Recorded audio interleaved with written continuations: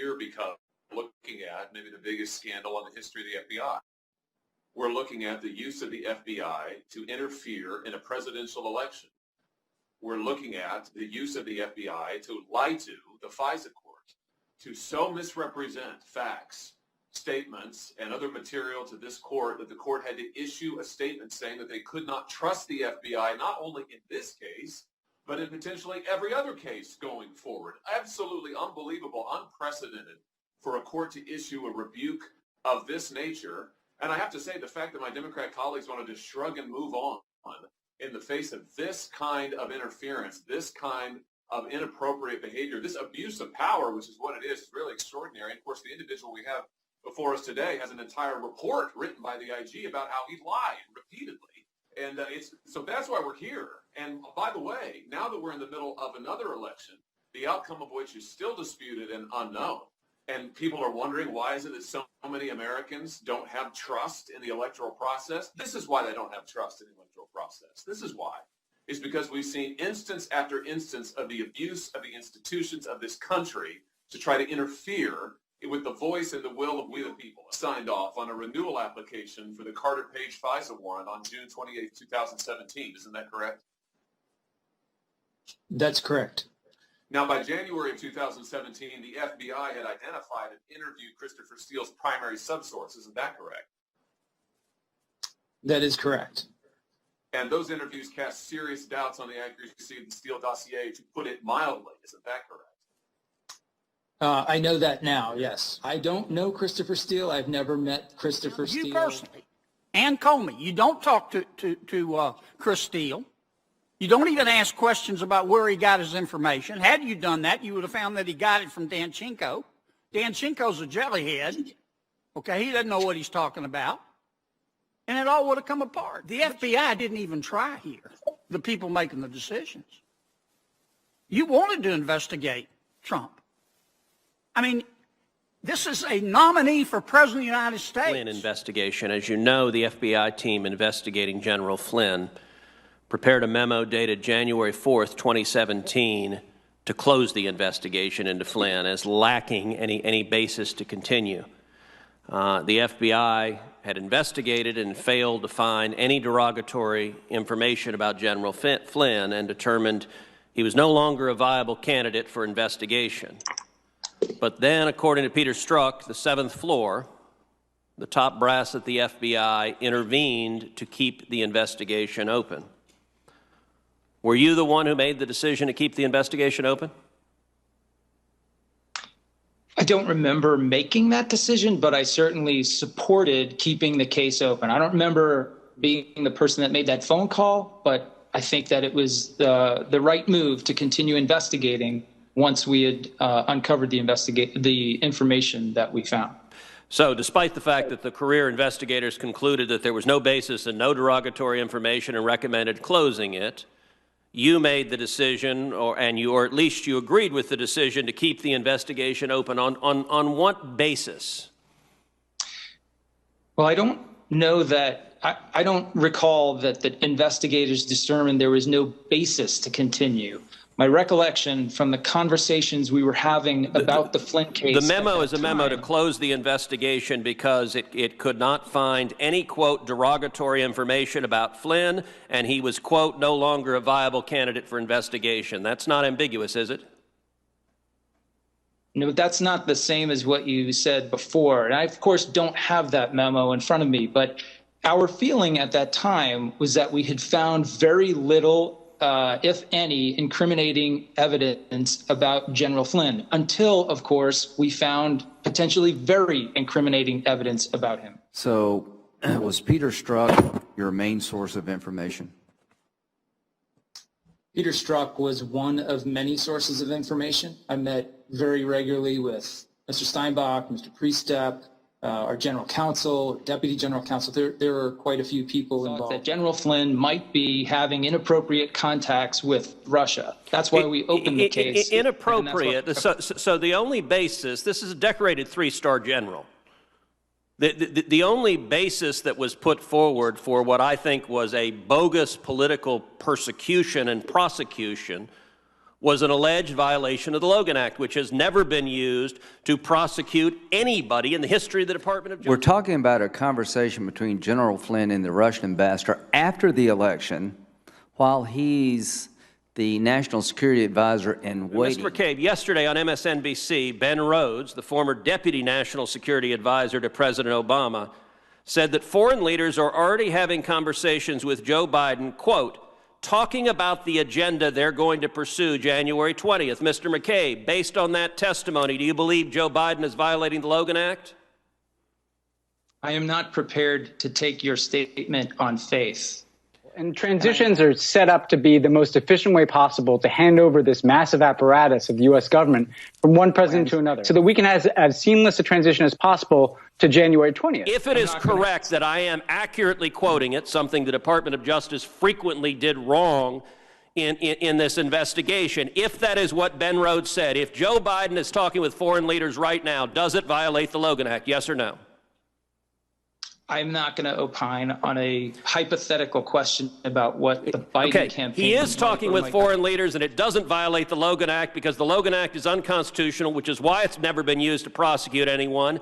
You authorized using it to go after General Flynn as part of a political persecution. I can give you the answer. Hell no, Joe Biden is not violating the Logan Act. The reason you won't say it is because that was your flimsy political basis to go after a decorated war hero because you disagreed politically with President Trump. General Flynn told the FBI agents, you have the transcripts, you know what I said. The FBI agents came back and said they didn't think he lied. This whole idea that you would surveil the incoming national security advisor after the election, after the professionals in the field said there's no there, bothers a lot of us. During the course of Crossfire Hurricane, the Obama administration used FISA process as a weapon against candidate Trump and then later President Trump. Doing so undermined his presidency from the start. Inspector General found 17 errors and omissions in the Carter Page FISA application. There were also over 50 errors and omissions in the Woods file for the Page FISA application.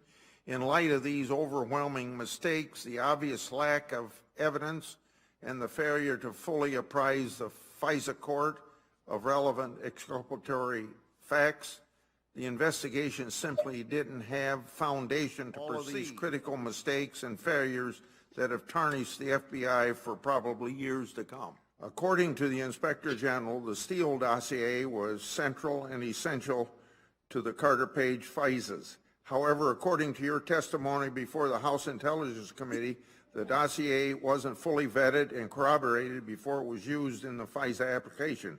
Why didn't you ensure that the FBI performed its due diligence before the dossier was used to justify invasive surveillance on an American citizen? The FBI is not required by the court to only present information that has been absolutely verified and proven true. We often use information that we have not yet gotten to the bottom. On January 4th, 2017, the FBI prepared a memo to close the Flynn case and noted no derogatory information was identified. That same day, Mr. Strzok interceded to keep it open. Did you order Strzok or anyone else to keep it open? If not, who did? I don't recall ordering Peter to keep, or Mr. Strzok to keep that investigation open. I don't know who gave that order. Okay. Did anyone ever instruct you to keep the Flynn case open? If so, who? No one ever instructed me to keep the Flynn case open. Of course, disavowed the document that was used to get a warrant. And nobody at the top had any idea that that occurred. It's just earth-shatteringly disappointing. Did they tell you that the subsource was being interviewed in January? I did know that the subsource had been interviewed. That's correct. Did you ever ask the question, how did that interview go? Did it help us with the warrant application? Did it undermine the warrant application? Did you ask any questions about the results of the interview? I did. I remember discussing it very briefly, and I was not informed of any concerns any significant concerns with the things that the witness told them. Who did you talk to about the interview? Do you recall? I do not recall, sir. So you remember being told about were you told about the March interview? No, sir. So here's the question, I guess. If you ask them, how did the interview go, and nobody tells you that it basically destroyed the dossier, if that's not criminal, is it grossly negligent not to get that information to you?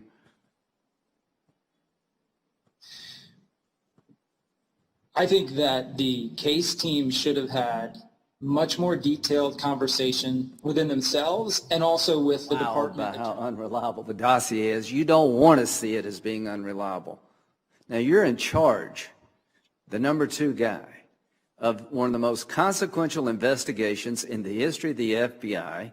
It begins to fall apart. One stop sign after another is presented to the FBI. The CIA tells the FBI that this is internet rumor. You need to watch Christopher Steele. The State Department talks about him trying to take Trump down. Bruce Orr talks about you need to watch this guy. When the subsource is actually interviewed, he shreds the document as being reliable. And nothing seemed to work when it came to making sure that the true facts got out. Criminal, I have heard in a case, they generally will say they wish they hadn't committed the crime, or that someone who has done something wrong wishes they had not done that wrong. So you took these actions. You've been called out by the IG and the AG. Why shouldn't you be prosecuted for your actions? Senator, first of all, there was absolutely no plot or scheme or conspiracy between myself or any of the folks that I worked with in the work that you've referred to, okay? Secondly, I'm not aware of a single, other than Mr. Kleinsmith's admissions, I am not aware of a single act or even an allegation against anyone who was involved in this. What are the consequences under the FBI rules for when an FBI agent lies or otherwise misleads a federal court? So the failure to disclose the Carter Page information is not as far as I'm aware, was not determined to be a deliberate misrepresentation to the court. So to answer your question about misrepresentations to the court, generally, FBI people would be disciplined in the same way anyone in the judicial system would if they were found to have deliberately and intentionally misled the court. So you feel like no one did anything wrong?